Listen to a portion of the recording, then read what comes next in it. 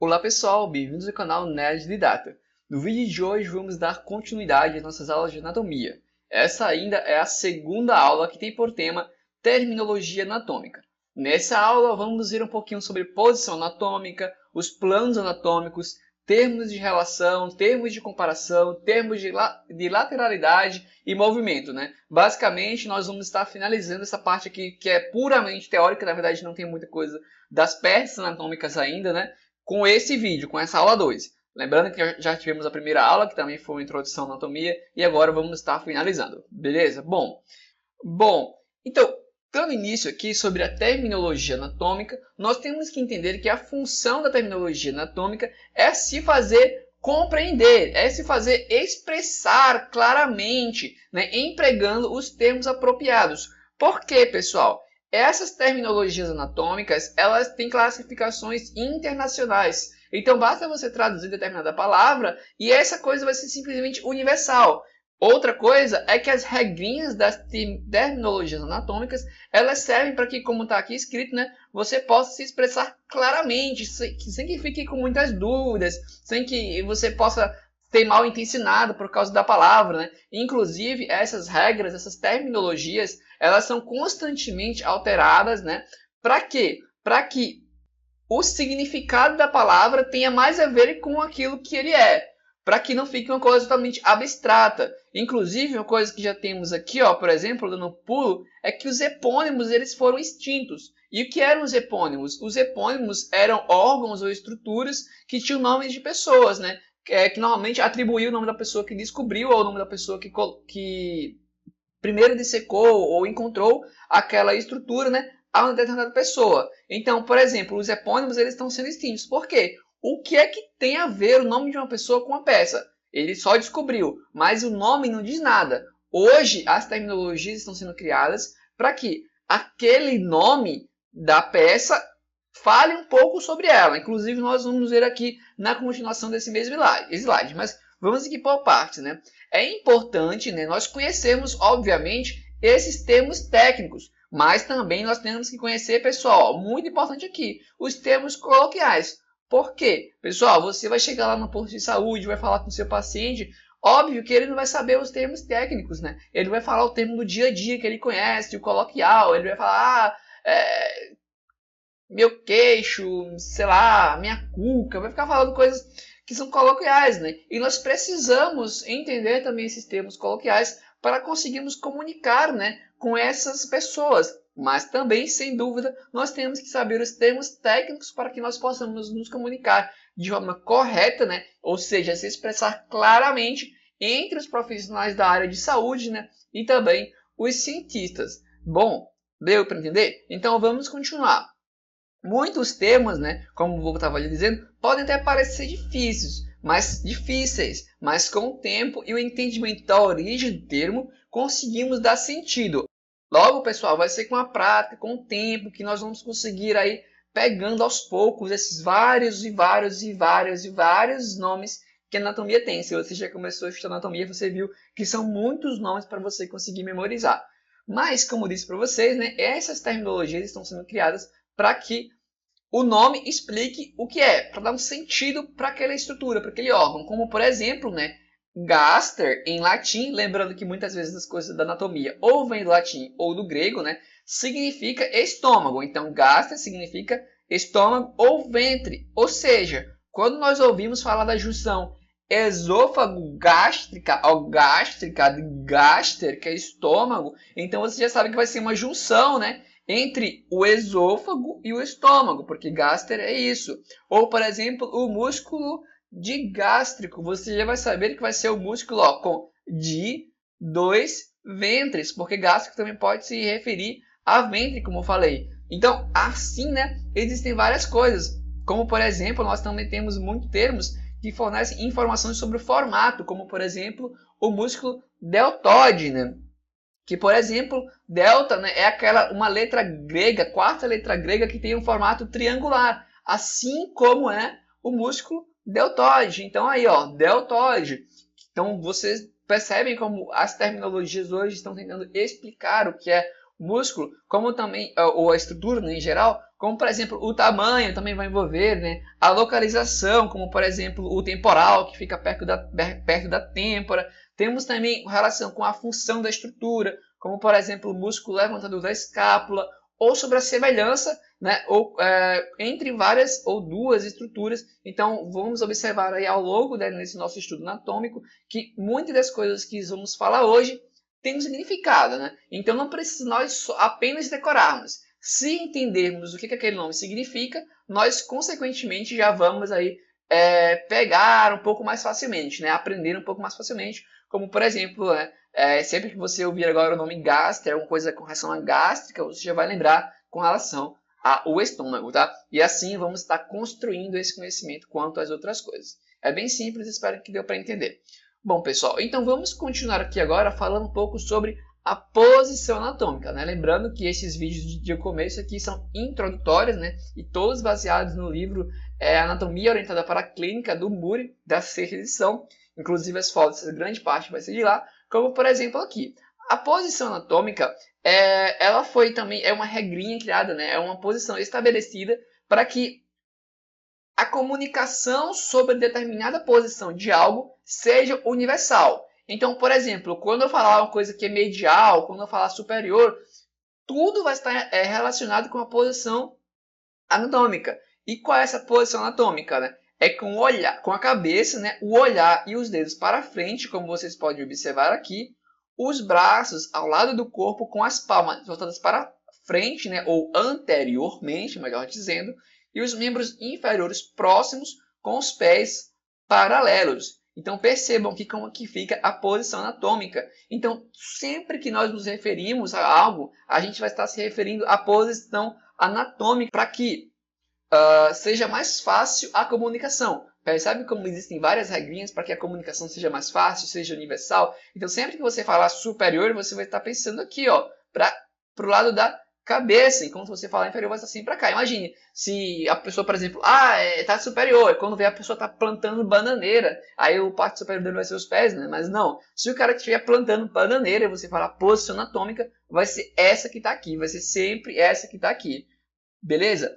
Isso vai envolver várias coisas também com relação aos órgãos e tudo mais. Com um detalhezinho aqui importante, pessoal, a gravidade muitas vezes vai fazer com que alguns elementos, algumas estruturas desçam, né, fiquem mais inferiores. Então, isso também deve ser considerado com relação à posição anatômica. Beleza?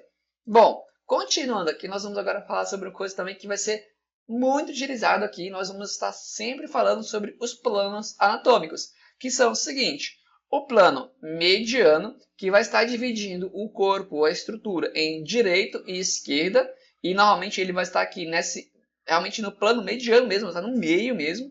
Então, né, o plano mediano vai estar aqui de uma forma vertical, né, longitudinal, né, ao corpo. Então, temos esse como o plano mediano.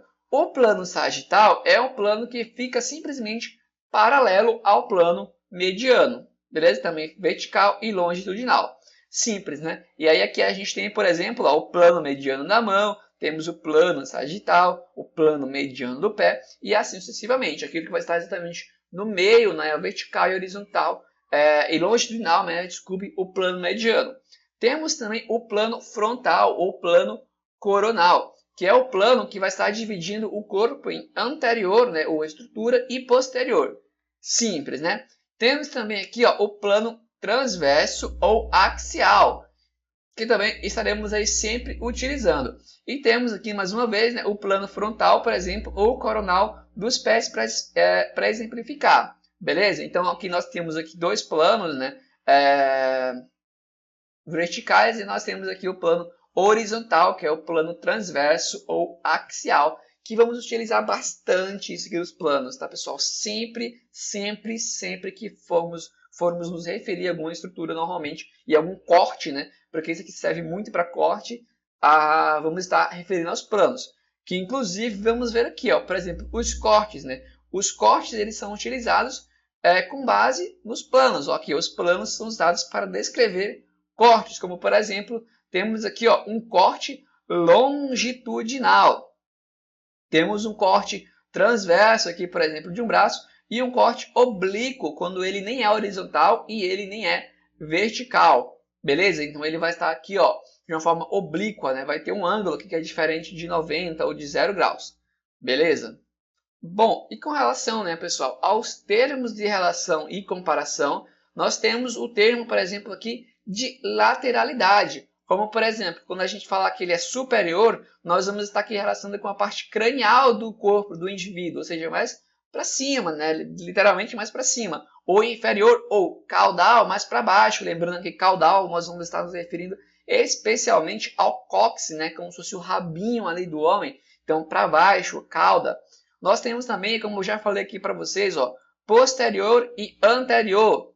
Então, é bem simples, né? Posterior, inclusive a gente tinha visto aqui no plano, né? Vamos ter o plano, por exemplo, frontal vai dividir um corpo, né? Uma estrutura em anterior e posterior. Nós também temos aqui o medial, que é exatamente aquilo que está no meio, aquilo do meio, do meio, do meio, tá, pessoal? Não confundir, inclusive, no futuro nós vamos ver isso, medial com mediano, mas pensa aí, medial é exatamente aquilo que está no meio. Nós também podemos ter uma certa mistura disso, como por exemplo, uma coisa que vai ser ínfero-medial, ou seja, quer dizer que ele está mais para baixo, né, mais inferior e mais para o lado medial e não lateral. Como por exemplo, aqui nós temos o super-lateral, é algo que está mais superior e lateralmente. Bom, pessoal, então digamos que eu desenhe essa estrutura aqui, por exemplo, e eu falo para vocês que é ínfero-medial. Então, provavelmente seria aqui, ó, nessa parte de baixo, e seria aqui próximo do meio. Então, provavelmente seria isso daqui, ou perto disso daqui, né? E como, por exemplo, o superlateral, você já sabia que seria aqui superior, e seria aqui, né? Provavelmente você diria se era direito ou seria esquerdo. Então, muito cuidado com relação a isso. E outra coisa, pessoal, que eu acabei esquecendo para falar para vocês, mas uma coisa que é muito, muito, muito importante. Com relação a essa coisa da lateralidade, inclusive deixa eu botar aqui no slide, lá para o corte, lembrem que, por exemplo, na posição anatômica que nós vamos estar vendo aqui, o que vemos no lado direito é a esquerda, e o que nós estamos vendo no lado esquerdo aqui na tela é o direito. Pensem aí que essa estrutura está voltada para a gente, né? Está de frente para a gente. Então estamos vendo ela ao contrário. Enquanto, por exemplo, de costas fica certo, né? A direita na direita e a esquerda na esquerda. Jonas, não entendi isso, calma. Pensa você e fica em pé e fica na posição que essa mulher está, ou seja, de costas. Percebe que sua mão direita fica como se fosse para a esquerda que a gente está vendo aqui? Fica exatamente o contrário. Ou se você ficar em pé de frente, né, para o seu computador, vê que ficou o contrário. Pense, ó, tua mão direita está aqui, ó, para esse lado, né? Mas aqui é a mão esquerda. Então é só você virar, como eu disse, né, que você vai perceber isso. Então, muita atenção nisso, porque é bastante importante com relação à posição anatômica, não só para o desenho, mas para a pessoa também, né, para o seu paciente. E também temos aqui com relação a proximal e distal, né, que é um termo de relação e comparação. Por quê? Proximal, para saber se ele está mais perto, por exemplo, um braço, nós vamos ter aqui, que vai estar ligado ao nosso tronco, né? Então a parte proximal vai ser a parte do braço, enquanto, por exemplo, o punho vai ser uma parte mais distal, e assim possivelmente. Então temos o proximal, que vai estar mais próximo, mais perto, né? Normalmente ali do seu ponto de fixação, e o distal mais distante. E com relação, pessoal, aos termos de lateralidade, nós temos o bilateral, né? Por exemplo, um órgão bilateral é um órgão que vai estar dos dois lados, como por exemplo os rins. Vamos ter também órgãos ou estruturas, né, unilaterais, como por exemplo o baço, que está só de um lado. Também temos aqui com o termo de lateralidade, importantíssimo, o ipsilateral, como por exemplo, né, como o que seria, né, o ipsilateral? São estruturas, né, que estão do mesmo lado, como por exemplo o seu dedão, né, direito, é ipsilateral ao seu hálux direito, que é como se fosse o dedão do pé. Então o seu dedão da mão, né, o dedão direito, ele vai ser ipsilateral ao seu hálux direito, ou seja, do mesmo lado, enquanto contralateral já está dizendo é em lados contrários, como por exemplo, a sua mão direita é contralateral à sua mão esquerda. Beleza? Vamos dar continuidade aqui, já para prosseguir para o final desse vídeo, que é com relação aos termos de movimento, que também são bastante importantes. O primeiro termo que nós estamos vendo aqui é flexão. Pessoal, normalmente esses termos de movimento vão estar relacionados aí com as articulações. Então, por exemplo, nós temos aqui, né, a flexão e extensão do membro superior na articulação do ombro e do membro inferior nas articulações do quadril. E normalmente a flexão vai diminuir o ângulo, enquanto a extensão vai estar aumentando o ângulo. Como por exemplo aqui do membro superior, nós temos que a flexão é colocar o membro para frente. Faz aí na sua casa, ó, flexão, fala flexão, que é para você ir decorando. A flexão aqui da perna, né, vai ser colocada também para frente. Com um detalhe interessante aqui para os membros inferiores, né? No caso, na articulação do joelho. Por quê? Normalmente, né, essas flexões serão para frente, como por exemplo aqui, ó, a flexão do antebraço na articulação do cotovelo é para frente. Contudo, a flexão aqui, ó, da perna na articulação do joelho vai ser para trás. Então, flexão é colocar a sua perninha aí para trás na articulação do joelho. E também temos aqui um exemplo, né, da flexão e da extensão da coluna vertebral nas articulações intervertebrais. Então, a flexão também para frente e a extensão para trás. Bom, outra coisa que a gente pode ver também aqui com relação à mão, que tem várias coisinhas, né? Para aí, dá uma pausa nesse vídeo, dá uma olhada com mais calma, leia tudo e a gente prossegue com esse vídeo, beleza? Então, temos aqui, por exemplo, a flexão da mão na articulação do punho, né? A flexão vai ser o famoso quebrar a munheca, enquanto a extensão vai ser, ó, levantar, né, os seus dedos. Aí temos também a flexão e extensão dos dedos, né? Nas articulações metacarpolofalângicas, né? Entre o metacarpo e as falanges, e interfalângicas, que é entre as falanges, né? Então a flexão seria essa coisa de fechar a mão e a extensão de abrir a mão. Nós também temos aqui, ó, a oposição e a reposição do polegar. A oposição do polegar na articulação carpo-metacarpal e do dedo mínimo na articulação metacarpofalângica. Por quê? A oposição é como se fosse você encostar esses dois dedos, enquanto a reposição é exatamente voltar nessa posição. Com relação à mão, também temos aqui a supinação e a pronação. De forma bem simples, né? A pronação e a supinação do antebraço, né, ocorrem nas articulações radio-unares. Então, a supinação é basicamente você aí, ó, ter a sua mão voltada para cima, enquanto a pronação é você voltar ela para baixo. Percebe aí o movimento do rádio, que vai ser esse osso aqui que vai estar na posição anatômica, né, mais lateral. Então, quando você, por exemplo, vai fazer uma pronação, você vai colocar ele, ó, você vai girar ele aí para o lado medial. Então, você está fazendo a pronação e a supinação exatamente ao contrário. Uma outra coisa aqui também que temos, né, são muitos nomes. Então, como eu disse, vamos aos poucos tentar pegar aos poucos, né, com ritmo, com o tempo, com a repetição que você consegue. Temos, ó, a abdução e a adução. A abdução, por exemplo, aqui, né, dos dedos 1, 2, 3, 1, 2, 4 e 5, né, nas articulações metacarpofalângicas, é afastar um dedo do outro, ou melhor, afastar os dedos aqui desse dedo 3, né, do terceiro dedo. Então é a abdução. Enquanto a adução é juntar novamente os dedos. Então a abdução é como se você abrisse aí seus dedos e a adução você fechasse. Beleza? Também temos aqui, por exemplo, né, a abdução e a adução a abdução, na verdade, né, do terceiro dedo, que é basicamente você abrir sua mão, né? E aí você pode colocar esse dedo para um dos lados, né? Ou para o lado medial, pensando sempre na posição anatômica. Lembrando, né, que o medial vai ser para o lado do dedo mínimo, né, do dedo midinho. E a abdução lateral vai ser para o dedo aí polegar, beleza? Que na posição anatômica, lembrando, né, que com as palmas da mão voltadas para frente. Nós também temos aqui essas coisas com o polegar, né? Lembrando que o polegar ele tem umas certas peculiaridades, né? Porque ele fica aí com essa rotação de 90 graus de forma meio que livre, né? Um giro de 90 graus.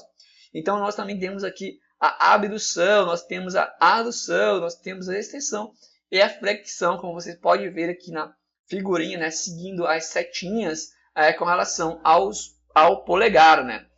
Beleza? Então é simples, mas são muitos nomezinhos que vocês têm que ir pegando aos poucos, né? Já começa com vários nomezinhos, né? E a anatomia, na verdade, ela vai ser sempre e sempre para você pegar os nomes. E dando continuidade, né, aqui aos termos de movimento, nós também temos, por exemplo, ó, a abdução do braço que é colocaram aqui, ó, mais lateralmente, né? Você vai estar aí aumentando este ângulo, né? Você vai estar descolando, digamos assim, o seu braço do seu corpo, é a abdução, enquanto a adução é exatamente o contrário. A mesma coisa com a perna, né? Como podemos observar aqui, ó, a abdução e a adução, segue o mouse. Nós também temos, por exemplo, ó, uma rotação lateral. É como se você pegasse, né? Nós temos aqui um plano, digamos que medial na sua perna, e você vai colocar essa rotação lateral, ou seja, afastando do plano medial, enquanto a rotação medial ela vai ser para se aproximar do plano medial, beleza? Você está aqui, por exemplo, colocando a parte do seu polegar para cá, né, na rotação medial, enquanto na rotação lateral você vai estar colocando, digamos, a ponta do seu polegar para cá, para ficar mais fácil de entender. E a mesma coisa, né? Você pode estar observando aí com relação à rotação lateral e a rotação medial do seu braço, beleza? Enquanto a circundação, né, é um movimento circular, né, do membro inferior na articulação do quadril, que na verdade você faz vários movimentos de uma vez só, que vai estar aí finalizando numa circundação, ou seja, vai estar fazendo um movimento circular, beleza? E também com relação aqui aos pés, nós temos duas coisas. Nós temos a dorsiflexão e a flexão plantar. A dorsiflexão é como se você pegasse o dorso do seu pé, lembrando que o dorso do seu pé é essa parte de cima, tá, pessoal? Esse é o dorso e aí de baixo é a planta. É como se você pegasse a dorsiflexão e diminuísse esse ângulo aqui, ó. Beleza? Então é você que está diminuindo esse ângulo. Enquanto na flexão plantar é como se você ficasse aí de ponta de dedo, né, na ponta dos dedos. Enquanto na dorsiflexão você levanta a ponta dos dedos. Então faz aí mais uma vez na sua casa e fala, ó, dorsiflexão, né, levanta a ponta dos dedos. Flexão plantar, fica na ponta dos dedos. E também temos aqui, ó, a eversão e a inversão do pé nas articulações talocalcânea, né, e transversa do taço. A inversão é basicamente como se você pegasse o seu pé, né, e voltasse a sua planta do pé para uma linha, né, medial do seu corpo, né, para o meio, enquanto a eversão é exatamente o contrário. Beleza, pessoal? Bom, como eu disse para vocês, né, essa aula é introdutória. Falamos aqui sobre vários termos, sobre posição anatômica, que são coisas introdutórias, mas que são bastante importantes porque nós vamos levar isso, né, para todo o nosso curso de anatomia aqui no YouTube. E é bastante importante você memorizar. Se você não memorizou, aos poucos na anatomia, né, estudando os órgãos, nós vamos estar repetindo esses termos e você vai acabar aí de forma até intuitiva os aprendendo. Beleza? Então é isso, pessoal. Nós chegamos ao final desse vídeo. Não esquece de dar uma curtida aqui embaixo, né? E inscrever-se no nosso canal para que você possa acompanhar os nossos próximos conteúdos, né? Os nossos próximos vídeos. Então é isso. Obrigado por assistir. Nós ficamos por aqui e até a próxima. Fui.